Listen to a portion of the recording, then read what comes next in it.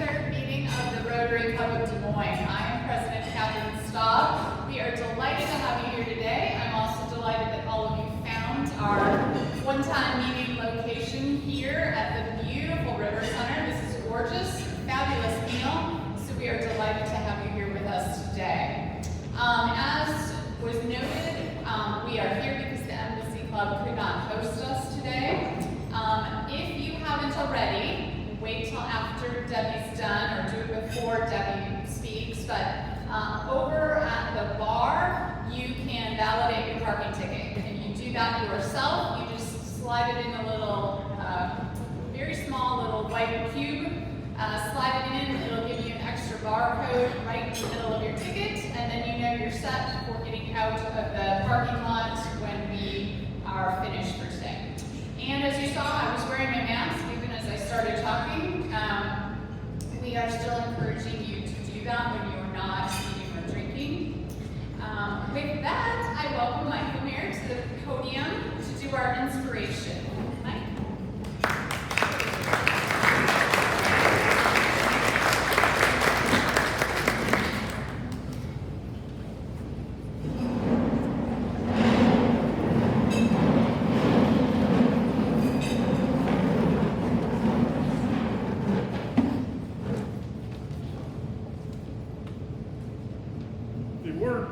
The words of inspiration today is a poem entitled For Contemplation.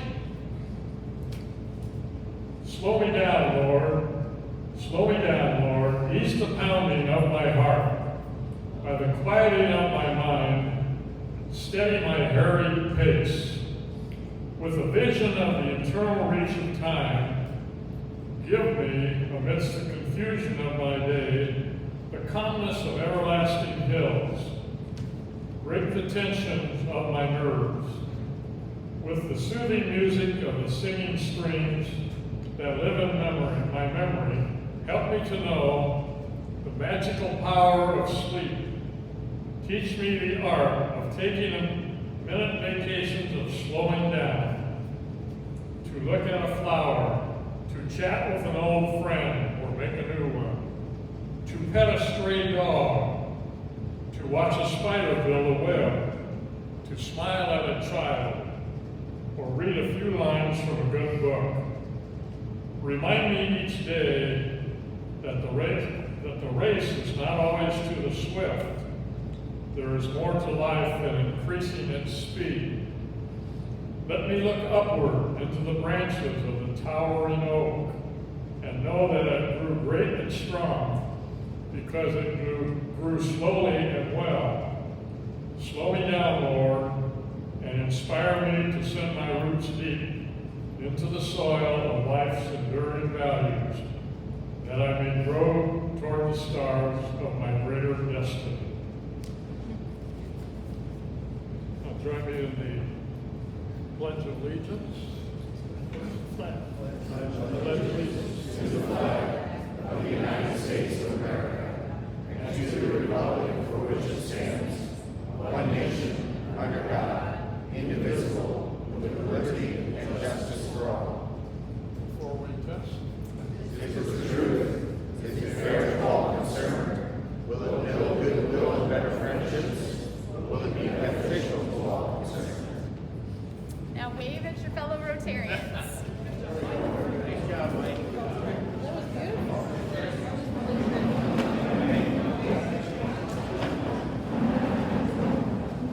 We're inspired. That was very nice. Very nice. Thank you, Mike, for that beautiful moment of inspiration. If you haven't already filled out your postcard for a Rotary Club of Des Moines t-shirt, please do so today. But as I've mentioned before, do not fill out more than one card. The Rotary Club of Des Moines, as you probably heard by now, is providing a t-shirt for each of our members to wear with pride when doing community service projects or when you're just out and about. We already have other Rotaries copying our idea, which I will take as a compliment. So if you haven't yet, fill out that are going to get back to Kitty today. We need your shirt size, your name, and if you want to donate to help cover the cost of the shirt, you can indicate that as well. And that t-shirt is pre-shrunk, 50-50 cotton poly blend, and it is a dry fit, so they should be very nice shirts. And I don't think Denise is here today, but a reminder of our hiking fellowship. We are kicking off this evening with a hike at Brown's Woods. We're going to meet there at 5 p.m. At the parking lot. If you have theirs, Denise, my fabulous host, you go and eat. I'll just talk about our hike. If you have not been to Brown's Woods in a while, they have redone the entry and the parking area and the trail access. So I would encourage you to pull it up on Google Maps before you head out to join us.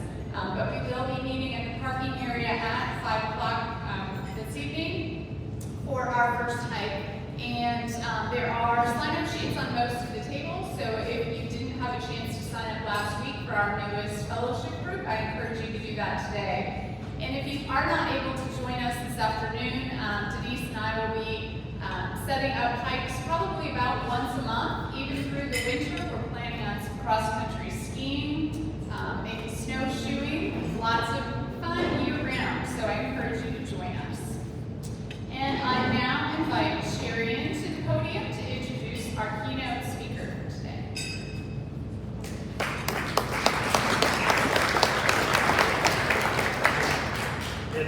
It's my pleasure to introduce Debbie Durham to the club. Debbie's a longtime economic and community development professional who serves as director of the Iowa Economic Development Authority and the Iowa Finance Authority. Durham was named to the positions by Iowa Governor Kim Reynolds in January of 2019. Durham was first appointed to lead IEDA in 2011, and during her 8-year tenure has turned the agency into a successful public-private partnership, landed billion-dollar economic development projects for Iowa, and worked tirelessly on expanding trade and investment opportunities for the state. She prides herself on building coalitions, supporting new ventures, and strengthening the state's industries and communities. Prior to joining IEDA, Durham served as the president of the Zooland Chamber of Commerce.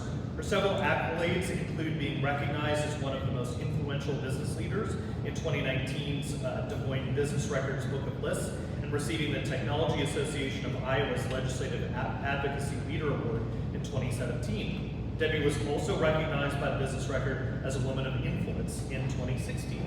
With that, a woman who needs no introduction, please join me in welcoming Debbie Durham.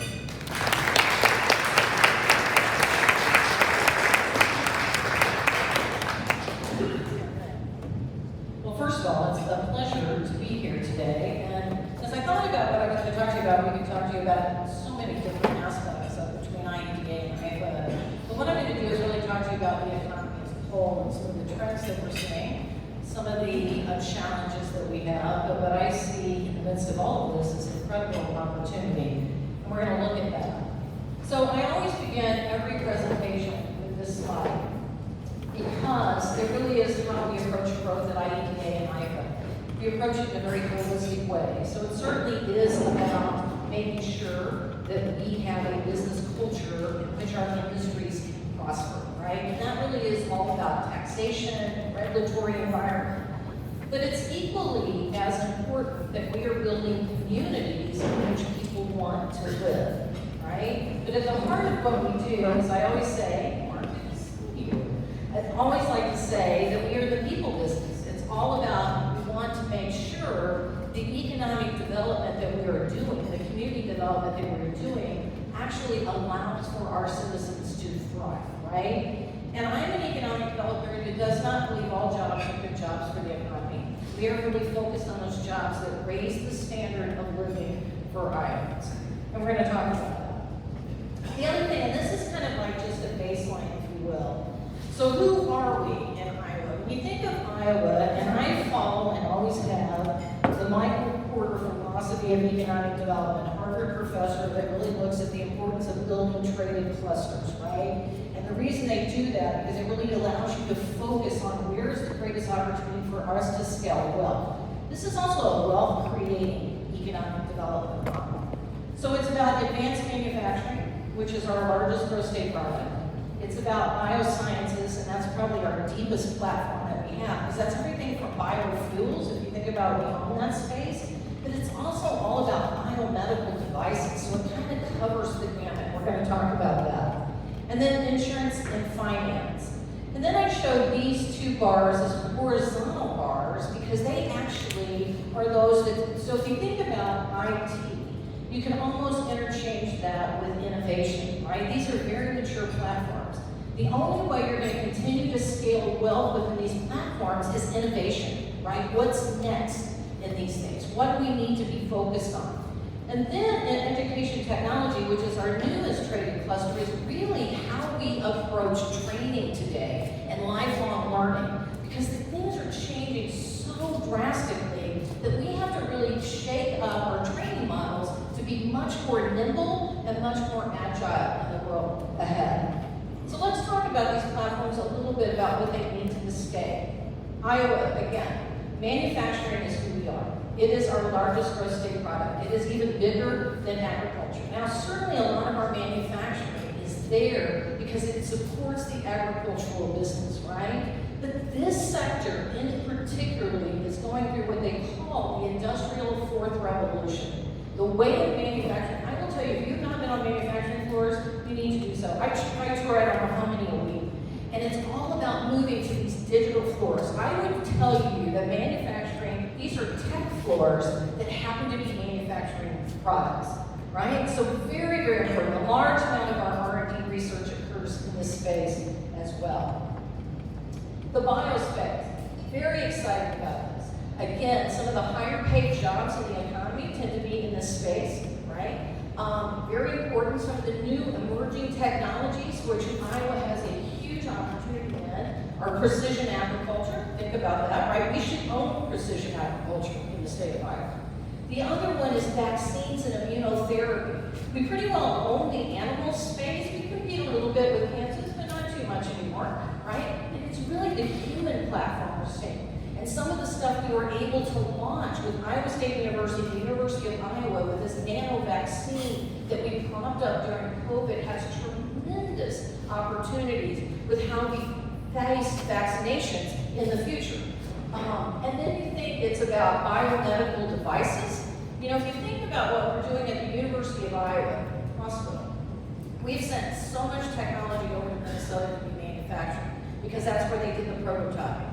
So we decided we have to reclaim that in Iowa. We set up a prototyping 3D lab in the medical school at University of Iowa. When I was there, there's 12 surgeons that are working on new devices. And when they're able to prototype it there, so now we just need to bring the manufacturing back and we can claim that back from Minnesota. So again, extremely important to us, in addition to the fuels. And the things that we're doing on the fuel is all about bio-based chemicals, right? We had to challenge ourselves to think more like a petroleum company. It's not just about the fuel stream, it's harvesting the chemicals from the fuel stream that give us the greatest value and opportunity for growth. And if you think about it, we can eventually replace everything that we're manufacturing, whether it's plastics, fibers, that used to be on a petroleum basis, we can actually replace that on a green economy through the biofuels. Extremely exciting stuff. Insurance and finance, and I love to see my friend Susan here, right? Susan, you'll be pleased to know, back in 2011, this is the ranking of insurance and finance in the country. It was Delaware, right? It was Connecticut, it was Iowa, but really by a pretty far margin, and then it was Nebraska. Iowa just took over the #1 spot ranking in the country for our focus. And I would tell you that yes, we have a very competitive business climate for insurance finance. But I will tell you the real key story of why this is so important to Iowa and why we've been able to continue to grow is the sophisticated and fairness of our regulatory system. And that was all the way back to Terry Vaughn and Susan and Nick, and now we have Doug Ullman as our new director. When we would go to, and Susan, you remember this, those trips that we would take every December to New York, right? We'd call on companies, the governor and I would go, and nobody cared about seeing the governor or myself. The only person they wanted to see was Susan in the room. So, all right, so that's who we are, right? And those are some of the opportunities we have within those spaces. But let's talk about the trends. that for my job, besides being your chief salesperson for the state, my job really is to look at what is happening out there and how does Iowa navigate that in a way that really puts us in a position of strength, right? And how do we get ahead of it from a public policy point of view? So it's about diversity and workforce, sustainability. It is about automation. It is about infrastructure. For the purpose today, I'm just going to touch on 2 areas of infrastructure because the areas that are probably creating the most barriers for our continued growth. And that is broadband and that is housing, right? And so we're not going to talk about roads and bridges and all that today. And then, of course, the uncertainty part that you have within every economy. So I'm going to share some statistics with you that I think are somewhat interesting. So look at this. This is national statistic that 10,000 baby boomers a day are exiting our workforce across all sectors, right? That could be me. All right. Now, I want you also to couple with Iowa's growth. We have a population problem in Iowa, right? And so this is very concerning. Though we had growth at 4.7% in the last census, which is good, more than a lot of our neighbors, it's not enough. If you look at where the growth came from, 44% of the last census was from immigration, right? I expect that may be higher when we see the drill down, when we get into the numbers. But also look what's happening to Iowans. More and more non-whites. How do we navigate this, right? How are we dealing with this? Not just in our urban centers, but how are we dealing with this in our small communities as well, right? So if you look at these numbers, on any given day, these are the number of job openings we have and the number of people unemployed. There's a huge gap here. And that's why I'm saying we have a population problem. Yes, we need to upskill workers. There's no doubt about it. But the other thing is we have to grow Iowa's population. We have to be more deliberate about it than we have been. Now, this is alarming. So what happened during COVID? Well, what happened during COVID? I want to say what happened. I'm going to talk about what happened in labor force. So that 70.4% participation rate, if you're an employer, you can't find people. I understand, right? Yeah, it was tough going into COVID. It is even harder now, right? 70.4% is a very high participation rate nationally. The other thing that Iowa has is we have more dual income workers in a family unit than most other states, all right? What happened during COVID? Well, we're at 66.9%, now it got down to 64% not even in participation. So what happened to them, right? What happened? Well, let me tell you the one group that did not fare well during COVID, and it was women. And that is not surprising. This disappoints me more than anything because we were finally beginning to close the pay gap in Iowa and make tremendous strides, seeing more females around the board tables, more females in CEO positions. Why? Well, they checked out. They checked out because kids weren't in school, right? And they were doing online learning. They checked out but the one that is so startling to me is this age 45 to 54, perplexing, I think. So why is that? Is it because grandmothers like myself said I can take off a few days a week or leave the workforce to take care of my kids because daycare is closed at an alarming rate that we still have not filled? Or they're squeezed on the other end because we have aging parents, the responsibility falls on us, right? So it's a problem. The other thing that happened during COVID is that people learn they can live on one income. Now I will ask you, is that permanent or is it not? Part of the reason is right now we have too much stimulus flowing, and I will be the first to admit there's a time when the economy is so dynamic we should not be doing more stimulus. But because there's too many reasons for people not to work right now when we have more jobs. I was at National Beef yesterday in Tampa. Guess how much National Beef starting wages? Mark, do you know? $21.50 an hour starting, plus full benefits. They've got an extremely healthy benefit package. $21.50. Right? And these are the jobs people said, oh yeah, those are low-paid jobs. Really? No, they don't qualify for affordable housing anymore in Tampa. Right? Because that's what we're seeing across industry sectors. So the other thing that happened, the millennials in this COVID, now that was an interesting group. Many of them were working from home, as many of us work. There was no work-life balance. I saw that with my team when we had to deploy mobile, right? They were sending me emails at 10, 11 o'clock at night. They got burned out. Right? They saved money and they're checked out. They're going to go find themselves, many of them. I don't know what that means, and I don't know how long it's going to take them to find themselves, right? They may do something different in their career and come back in. So they're out, right? Gen Zs are like 3 times higher than anyone else to basically lose during this recession. So it's simply very interesting. Sustainability. If you think about sustainability, I would challenge you to look at any publicly traded company, or for that, even a private held company. And if they don't lead with sustainability as their mission statement, it is part of their value proposition, right? And so if you think about millennials, again, our workforce, millennials want to work for a company that has this really strong social responsibility, and they know where they stand on these issues. Now, someone asked me why we care. Well, we care because I just took over as the #1 consuming group over baby boomers, right? We should care because that's our workforce. And so they want to work with it. If you look at Gen Zs, they say, yes, but we'll work with a company, we're going to pay more for sustainable products. It's that important. So I would challenge you that sustainability is not only the cost of doing business today, sustainability is equally as important as recruiting talent. It matters. Automation. Look at this number. 25% boost productivity. Now, there are certain economists that will disagree with me on this.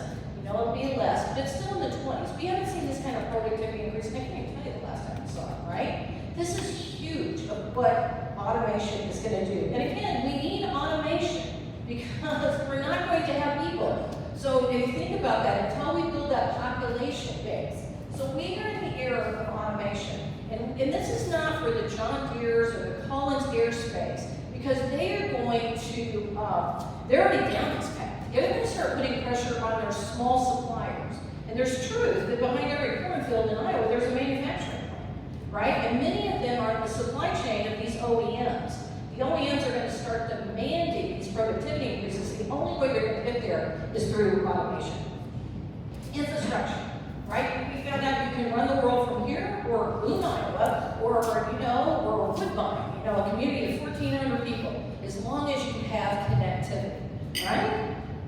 However, we see in Iowa that we have some of the slowest speeds. And my disappointment, even though I really praise the legislature putting $100 million into this last year, they didn't deal with the speeds. To me, it's saying if you have broadband, it's like check the box, we have good schools. It should be a given.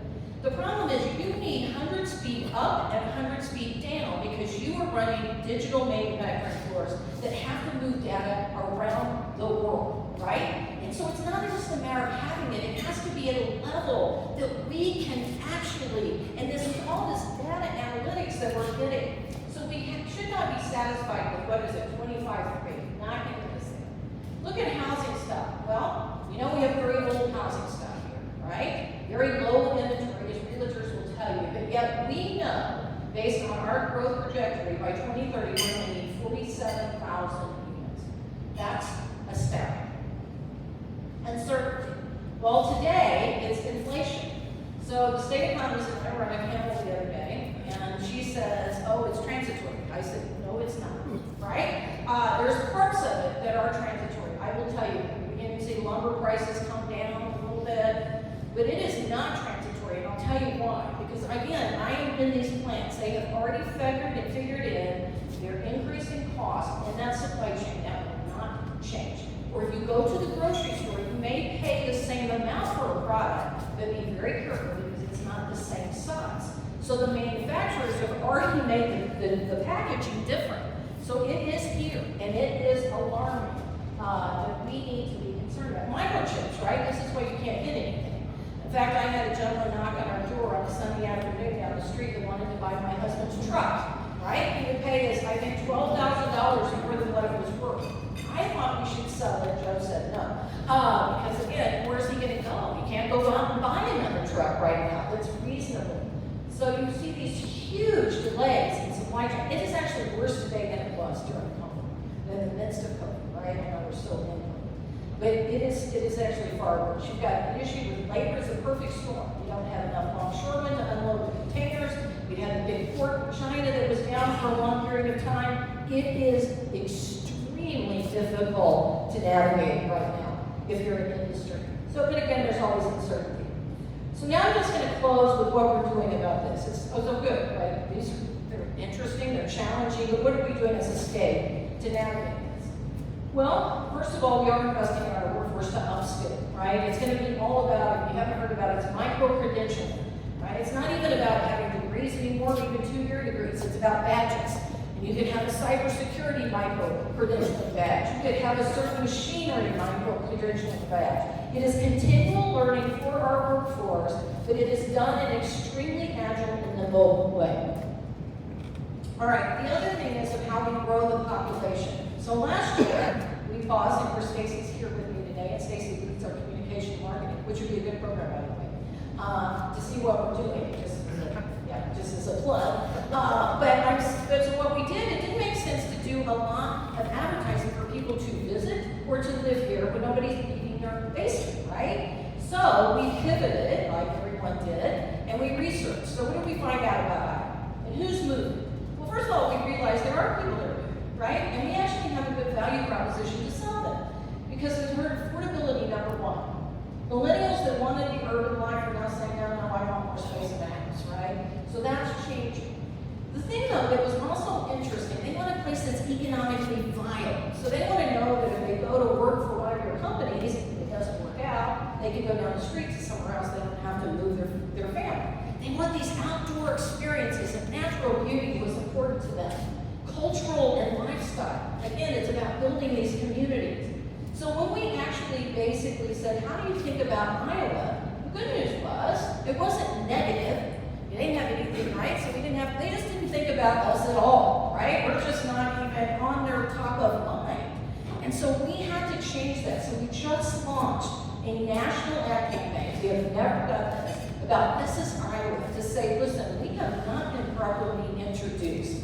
But let me tell you how everything that you said is important to you. You can find that in Iowa. So we're very excited about it. Then we're working with employers on recruitment and how we really begin to expand this messaging. The other thing we did, though, during COVID, is what we saw is that people got outside. And Iowa hadn't even been in, Iowans had not been introduced to their backyard, right? So we did all these passes, and this park pass just won national awards. We got people out to our parks. We got people out on our scenic byways. We launched the wine and the beer passport. And the one that I am so looking forward to, I see we got Farm and Fun. I don't know what the hell that is, but it'll be great. I should read my own slides sometimes, right? Oh, fascinating. The one I'm looking forward to, of course, is the whiskey report, right? The passport. Because if you think about it, we do know how to do distilling in the state of Iowa and fermentation. We do it at a very large scale, and now we're doing it at a micro scale that is making a huge difference. Sustainability. I have to tell you, I'm very excited about this. One of the most exciting things we're doing this year is this carbon sequestration task force that's led by Governor Reynolds and Secretary Ney. And I know it just kind of rolls off your tongue, carbon sequestration, right? So what is that? Well, it really should be called carbon management, because we are the first state in the nation that is actually looking at carbon from the farm, right? And the inputs that go into it, if you think about a huge nexus for water quality, when you deal with that, right? All the way to the processing at the end with the car bills and the ADMs. We're looking at it in transportation and building, and it's the most comprehensive study in the monetization of carbon in the country. And the plan is to have something available to the legislature in January. Automation, though, manufacturing 4.0. This is what it is, right? It's the Internet of Things. It's cybersecurity. It's augmented reality. It's robotics. I was in a plastics plant paying for it last week. They had done all this automation and robots, but there was one process that they had 2 people. Now think of this. I mean, this can't even be rewarding for the employee. 2 people all day long who were taking these little plastic pill vials off the machine and putting them in a box. Can you imagine that? I mean, talk about no satisfaction. That is all going to be automated. So the question is, well, what happens to those people? Well, they're going to actually be running the machinery. What's going to happen to those people? They're going to get the skill sets to actually increase their wages because they're going to be doing something of a much higher value. So yes, jobs will be, mixed around, but they're telling you automation will actually create more jobs in the end.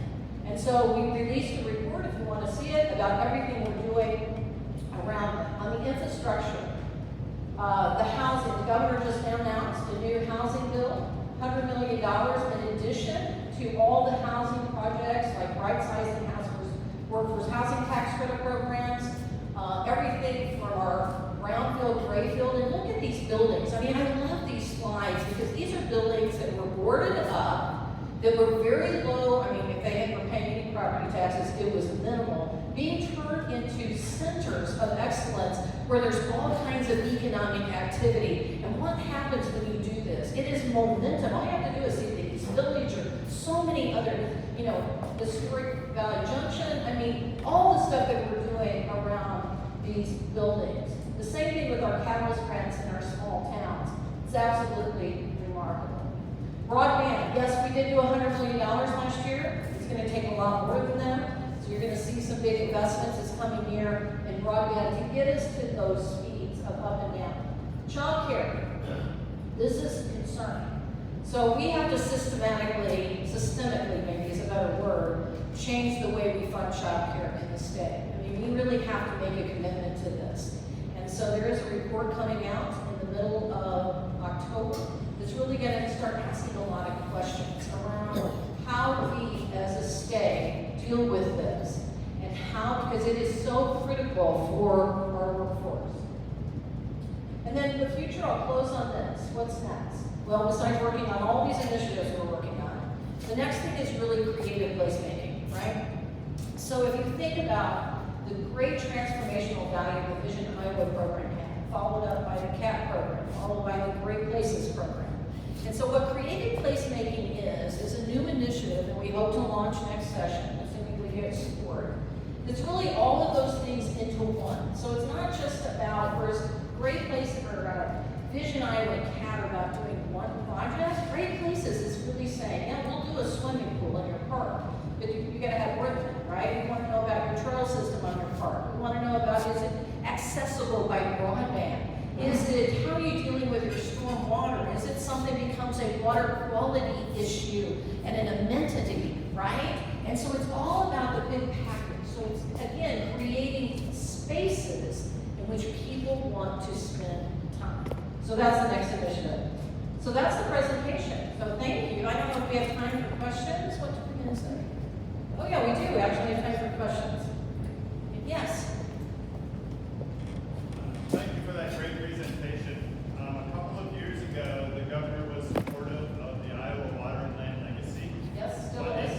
do you know, are you considering that again this year? I don't know the answer to that. She is still supportive, as I am. It is being discussed if that becomes part of the agenda with the leadership, but I haven't seen the final agenda. But yes, I'm very supportive of it as well. Yes, Mark. You brought up the broadband issue and the fact that we're slow. Slow. Could you explain why we're slow? What is the impediment there that's keeping us from being fast? Well, I think there's a lot of impediments, actually. I think, I will tell you though, in some of our rural communities, because Iowa has this really robust telco system, rural telephone companies that are actually doing broadband within the homes, are actually wiring. And so you're seeing sometimes better service in those places. They're doing fiber in the ground to the homes. And you're seeing it even some of our urban centers. So a lot of it has to do with investments. It has to do with the way we've created this territory system, which I think is wrong. I believe in competition, right? I believe in a fair market competition. And I think that we should release some of those barriers. So I think there's some things on the regulatory side that we need to do differently. But it's happening. I mean, I'm not saying that we're not making investments, because if you know very well that this has been an agenda item for both Governor Reynolds and Governor Reynolds even before now, we're just now finally seeing the level of investment we need to get us there. So you're saying the pipe's too small? No, the pipe's not really too small. It really is about people willing to make the investment and using new technologies. The other thing is, I think we had to, even though I love the idea of fiber to the home, that's not realistic everywhere. We know that particularly. So we have to be a little agnostic about what we're willing to use to get to those speeds. I mean, one of the things I'm extremely interested in is what Spacex is doing, to be honest, with the low-flying satellites. I think in many areas that actually makes a lot of sense. Is that supposed to be for me? Oh, repeat the question. Oh, sorry. Yeah, you really just have to kind of hit me over the head with that. All right. All right. Any other questions? Yes. What is the state of Iowa doing to attract more millennials far as diversity and inclusion? What are Iowa doing to attract more millennials to the state as far as diversity and inclusion, right? Well, first of all, the first thing we're doing is Stacy and Em have embarked on a really in-depth diversity research project, right? To basically find out where we're messaging our message, so where do we put our This Is Iowa campaign, what are the things that we should be saying, so on and so forth. So that is happening. But besides this national ad campaign, we have an entire social media campaign wrapped around it. If you go to the This Is Iowa website, correct, we're doing all these incredible testimonials. We're showing the different faces of Iowa and the different stories of Iowa. We in Iowa have to do a better job of storytelling because we have so many incredible stories. We're beginning to capture those, and we're really beginning to promote those. So then we have these influencers in social media that have these huge followings for obviously diverse audiences, and that is part of the campaign. So it is an extremely robust campaign. We're measuring everything so that we can tell by our impressions that we're getting, how much time people are spending there, basically how much more interaction they have with us, whether things are working, and if it's not, we're able to pivot pretty easily, at least on the social media part. So stay tuned, yes. Are we going to continue to see cuts in public education from pre-K through the university? So the question is, are we going to continue to see cuts in public education through pre-K and up? The answer is, I don't think so. I mean, I haven't seen any indication that that's part of the agenda this year. In fact, the expansion, the conversations we're having is how do you expand the preschool model beyond even 4-year-olds. The issue that creates, though, and I want to just, because we have a situation in Ottumwa, where Ottumwa just did a private public daycare center at the YMCA that's phenomenal.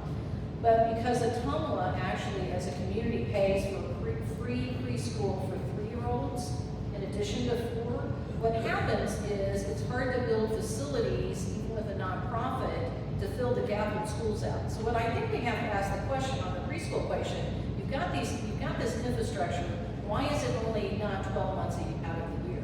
And of course, that obviously comes with a big price tag. So I think those are some of the things that we're going to be talking, at least having a conversation around when it comes to the child care report. So, but I've not seen any indication that there's going to be a cut in education this year. More cuts. Well, that's not my area, but I've not seen it on any of our agenda material, I can tell you that. Yes. Iowa invested in building, I think it was a fiber optic network throughout the state some long time ago. ICN, the ICN, yes. Is that usable at all? Yes. Okay. So Iowa visited, actually this was years ago, that was like during Governor Brancett's first administration, and I think at that time we were kind of leading the country when we did that. So we created this fiber background called the ICN, and a lot of schools were connected to it. Contrary to what people believe, it has actually been invested in, so it's still relevant. It's not as relevant, I will tell you. I think it's actually there for probably more national defense and state defense than anything, so it's really used more for that. I think even a lot of school districts now are actually doing something different in their community because they get better service, to be candid. So it's got value to it. The question has always been, every session, should we sell it? And I'm not one to think we should sell it because I do think there is value to having a protected system for defense purposes, right? That we own. What I think we could do, and I don't ever think the state of Iowa or any government should compete with private business either. That is not our role. But we have this infrastructure. Why we're not just opening it up to private sector folks rather than having them rebuild on top of it. And so even things like, when our communities are opening up streets and you're tearing up your downtowns and stuff, I'm just astounded that we're not putting pipe in the ground, right? Even if you don't put fiber in it today, you should put the pipe in the ground. It's pretty cheap to do. And then the other thing that we own from the DOT, if you think about it, with these smart highway systems and we get to autonomous vehicles, our state highway systems are really fiber backbones. And so how do we, again, not compete with the private sector, but open up our right-of-ways through DOT, open up our right-of-ways for the ICN, and let businesses come in and use that asset. And so I think those are the conversations you're going to be hearing. But yes, we have it, and yes, it's still relevant, not as relevant. Yeah. Yes? So you mentioned what young people demand in terms of kind of their social lifestyle. So other than manufacturing, where does that leave small town Iowa? So I spend a lot of time in small town Iowa. So who in this room has been to Minneapolis? Right, incredible place, right? So I would tell you that not all, but many small town Iowans are actually thriving. So fiber to the home, they're redoing their buildings. In Minneapolis, we have a developer there that he and his family are coming back. They're buying out these vacant buildings. They are beautiful. They're putting tenants in it. You're seeing they're building new houses. They're investing in their communities. So I'm saying that rural Iowa is stronger than it has ever been in most cases. But at the end of the day, the secret is leadership, right? It doesn't matter what it is. If you don't have local leadership that's investing in your community, no matter what we can do in government, it doesn't work. Because government should never, we are not a solver of problems, right? We are a partner. And how that's our role. We should come in and partner with communities and say, how can we get out of the way, in many cases, to help you do what you want to do? Or what kind of investments can we lay aside, your private-public investments, to make things happen? So, in fact, David Swinson and I have a very complicated relationship, right? Is what I can say. But I said to him once, I said, you should travel rural Iowa with me for 2 days. Just give me 2 days in the car with you, right? First of all, we'll either kill each other, or at the end, we'll be good friends. I haven't decided which. I'm hoping it's good friends, because that's how I like to play, right? But the point is, come with me and see these communities. They are thriving, and because they have connectivity. So many of them are seeing remote workers move in. They're revitalizing their upper story houses. I was in Adair, Iowa. They redid a building on Main Street. They're getting $1,100 a month rent. Nobody ever thought that was even possible. This is market rate stuff. We're not subsidizing that, right? And so it's amazing that we're just beginning to do those investments. So it's exciting. But again, there are those that I'm not sure what we could do to help that are not going to survive. And it comes back to local leadership, and that's unfortunate. And Mark, you get out a lot. Wouldn't you say the same thing in some of these rural communities? Well, I was always told that if you don't have economic opportunities in the community, there's no reason for the community to exist. That's not true. Particularly now with remote working. You can work from anywhere. And we're seeing that. People coming back. So that is simply not true anymore. All right, well, thank you all very much.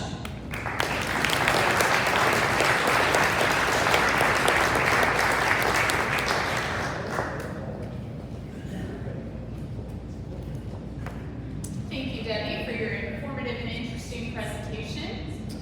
We are donating the book, The World Needs More Purple People, to the Downtown School Library in Debbie's honor.